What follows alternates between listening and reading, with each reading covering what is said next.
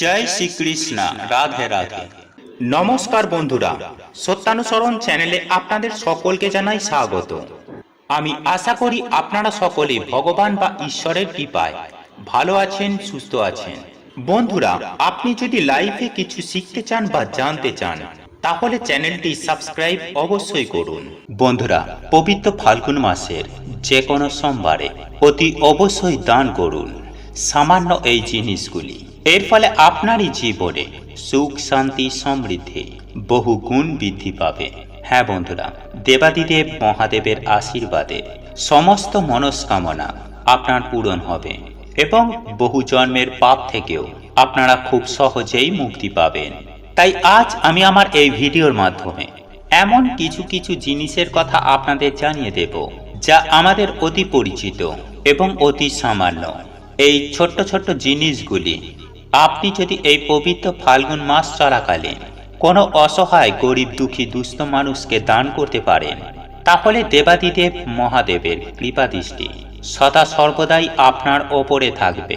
বন্ধুরা, এই পবিত্রতম ফাল্গুন মাসে যদি বাড়িতে থেকেই আপনি যদি বেশ কিছু সামান্য এই ক্রিয়াগুলি করতে পারেন তাহলে দেবাদিদেব মহাদেবের আশীর্বাদ যেমন সদা সর্বদাই আপনার ওপরে থাকবে, ঠিক তেমনই জীবনে উন্নতির চূড়ায় পৌঁছানো থেকে কেউ আটকাতে পারবে না। আর বন্ধুরা, যদি বাড়ির মহিলারা এই পবিত্র ফাল্গুন মাসে একবার হলেও কাউকে দান করতে পারেন তাহলে তাদের স্বামী এবং সন্তানের ওপর যেমন কোনো বিপদের ছায়া আর নেমে আসবে না, ঠিক তেমনই স্বামী সন্তানের অমঙ্গল হওয়ার হাত থেকেও তারা রেহাই পাবেন।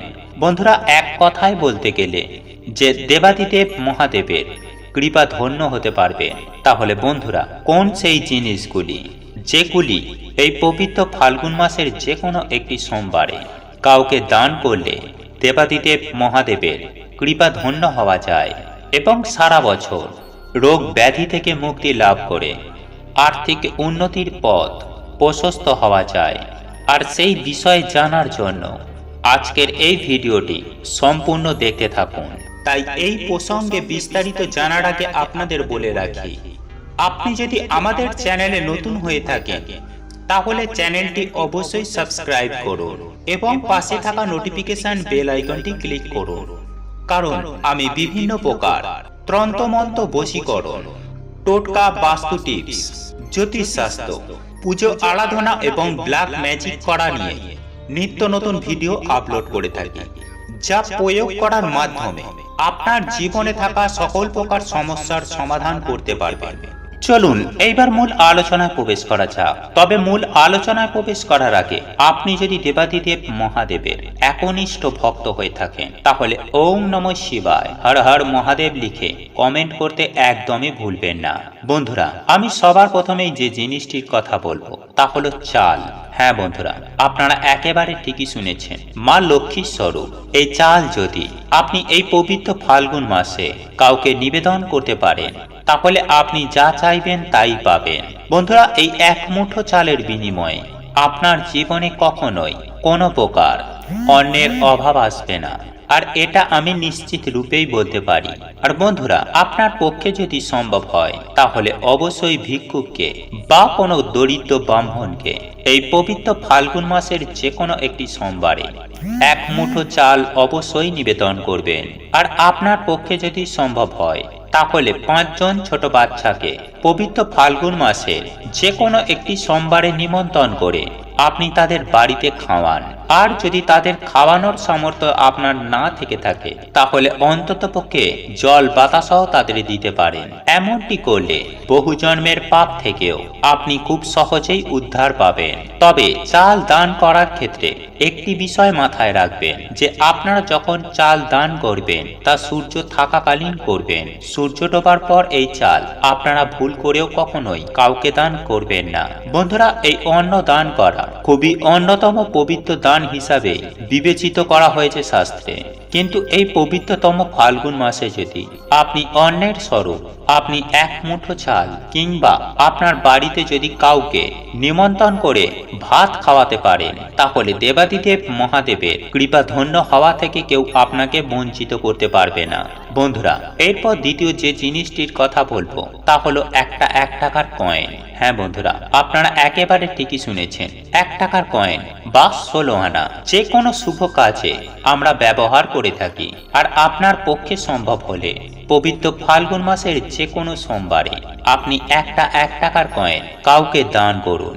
হ্যাঁ বন্ধুরা, 5 জন ব্যক্তিকে যদি একটি একটি করে 5 টাকা দান করতে পারেন তাহলে দেখবেন ভগবান শিবের কৃপায় সেই 5 টাকা 5 কোটি হয়ে ফিরে আসবে আপনার কাছে।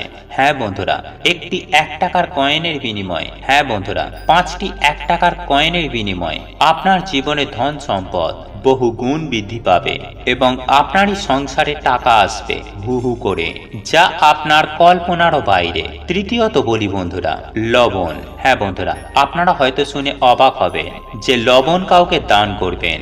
হ্যাঁ বন্ধুরা, পাড়া প্রতিবেশীদের মধ্যে রান্নার বিভিন্ন জিনিসপত্র দেওয়া নেওয়া হয়ে থাকে। তবে বন্ধুরা, এই পবিত্র ফাল্গুন মাসে কোনো সোমবারে যদি আপনি কোনো পাড়া প্রতিবেশীকেও কেউ যদি লবণ চাইতে আসে, ভুল করেও তাকে খালি হাতে ফেরাবেন না। তবে আপনার সাধ্য মতো আপনি যদি তাকে লবণ দান করতে পারেন তাহলে বন্ধুরা আপনারা সুফল পাবেনই পাবেন। তবে বন্ধুরা, এই লবণ দেওয়ার ক্ষেত্রে আপনাদের একটি বিষয় মাথায় রাখতে হবে, আর তা হলো আপনার বাড়িতে যদি কেউ লবণ চাইতে আসে তাহলে আপনি তাকে দিন, কিন্তু তার হাতে তুলে দেবেন না। আপনি কোথাও রেখে দেবেন এবং তাকে ওই লবণ তুলে নিতে বলবেন। আপনি ভুল করেও কখনোই তার হাতে তুলে দেবেন না এবং সন্ধ্যার পর লবণ আপনি দান করবেন না। বন্ধুরা, এই লবণ বা নুনের অলৌকিক গুণাগুণের কথা আমাদের প্রত্যেকেরই জানা রয়েছে।